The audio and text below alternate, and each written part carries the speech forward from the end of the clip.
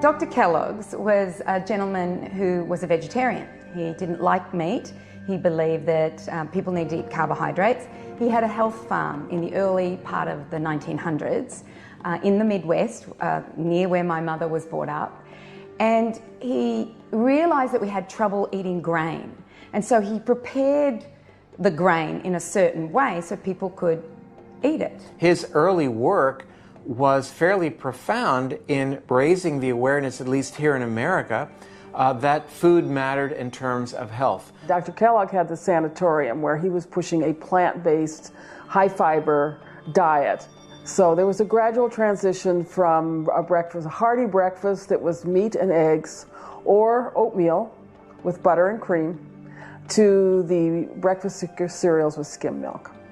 It was actually his brother that took on the whole role of Kellogg's cornflakes. And, you know, growing up in the 60s and 70s, Kellogg's cornflakes was the food to eat. Those Kellogg cornflakes are wonderful. Well, do you know anyone who doesn't like Kellogg's cornflakes? Not a solitary soul. A really important problem at the time was that people were not getting enough calories. And unfortunately, that then exploded, and I think in a direction that was maybe not anticipated at the time. Now, if you know your oats and want to feel your oats. The initial rationale for breakfast cereals was quite noble, right? Let's create a shelf-stable product that is going to allow people to get the calories they need to not die of starvation. Unfortunately, from there, it went to a place where now all of our calories are shelf-stable and convenient and devoid of actual vital nutrition.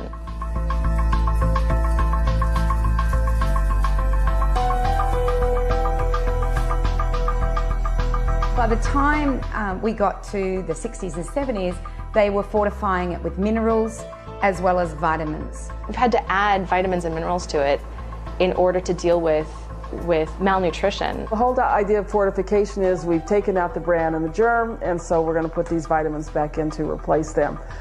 They can hardly replace what we've taken out. The whole biological system has a natural way of working where when nutrients are present, they're present in context, and the context is everything else that's in that nutrient. Where are they getting these minerals from, and where are they getting these vitamins from? They're not getting them from food sources. They're actually getting them from chemical laboratories or mining them from the ground. Ancel Keys was instrumental in the sequence of events that led to us eating more and more wheat.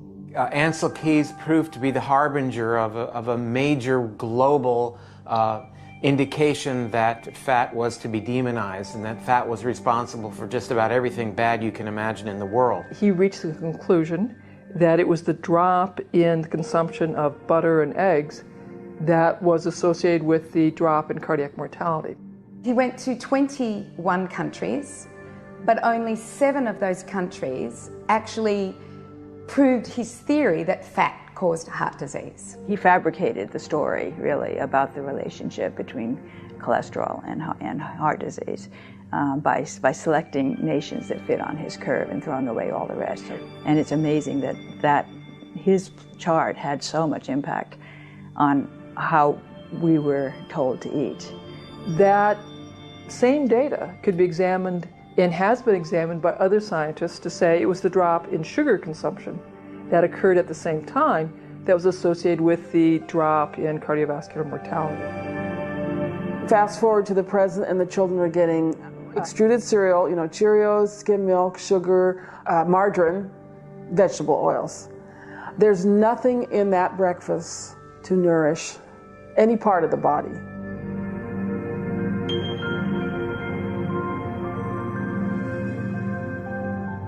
This was the beginning of fat being bad and carbohydrates being good. And this was the beginning of the end of bacon and eggs for breakfast and the beginning of breakfast cereals just soaring through the ranks of the favourite breakfast for the modern American household. There was a gentleman by the name of Norman Borlaug, and he was a scientist that worked for the Corn and Wheat Board. And they were wanting to mechanise the production of wheat.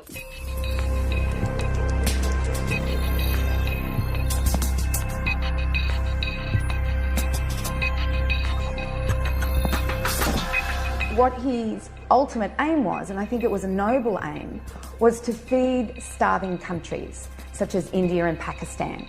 And they called it the Green Revolution. The Green Revolution performed two roles. First, it created a market for the chemicals that had no markets after the war, but it also allowed a different path for rural transformation. Monocultures in the landscape meant that there were more chemicals being put down. So a monoculture is where it's just one field of wheat or one field of soya or one field of corn, and as a result of that, and as a result of the chemicals that were being used and the unhealthiness of these plants, it all led to these plants becoming less and less resistant to disease and needing more and more chemicals in order to survive any pests that may want to eat them. Any monoculture will produce more of that. Monoculture is not such a big deal, but it produces less of everything else that was displaced. What Borlaug did was take a wheat that had been stolen from Japan, called Norin, and crossed it. He hybridized wheat grain from different countries that would never have hybridized naturally together. The physics of this is that the shortening of the stem allowed more weight to be carried on top of the plant. The other thing was that it could be harvested a lot faster because you didn't have as much chaff. But see, in olden days, the chaff, the straw, the leftovers from the seed head, those were just as valuable as the seeds for bedding livestock. We had bred plants for balance, to give food for animals through the straw and humans through the grain. By the end of 1945, which was the end of the war, the people that were producing the chemicals for warfare began creating the chemicals for our agriculture. Instead of looking at the health of the plant, they looked at the yield of the plant. The wheat that has been developed now was developed for commercial reasons. It produces a much higher yield and is far more profitable to grow, and it's easier to grow. The yield has increased substantially, and that has caused this pervasive abundance of wheat globally. And again, it really has caused us as a world now to be pretty much founded on a notion that wheat needs to be an important part of our diets. Only the Western world produced enough grain to feed 11 billion people. 11 billion. We only have, short of 8 billion on the planet. So we are overproducing grain. 690 million tons of wheat that are produced every year indicate just how much money is at stake. This is a very difficult time for those who are more concerned about the truth and about what's best for our health versus, the powers that be that don't want people to know the truth about wheat. And I understand grain as being precious, but what we did was we took this preciousness and suddenly gorged ourselves on its availability once we were able to figure out how to grow it limitlessly. And instead of just being grateful, we have turned into an orgy of abuse.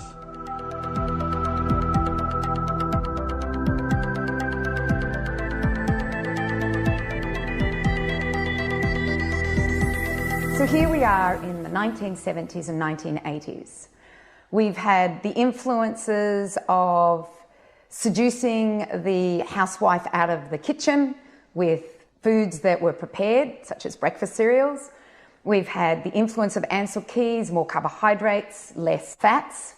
We've now had Norman Borlaug produce a grain where we've got heaps and heaps of wheat available to us, or monocultures available to us. And we're getting to the people of America are getting fatter, they're getting more disease, and nutritional guidelines start to be introduced.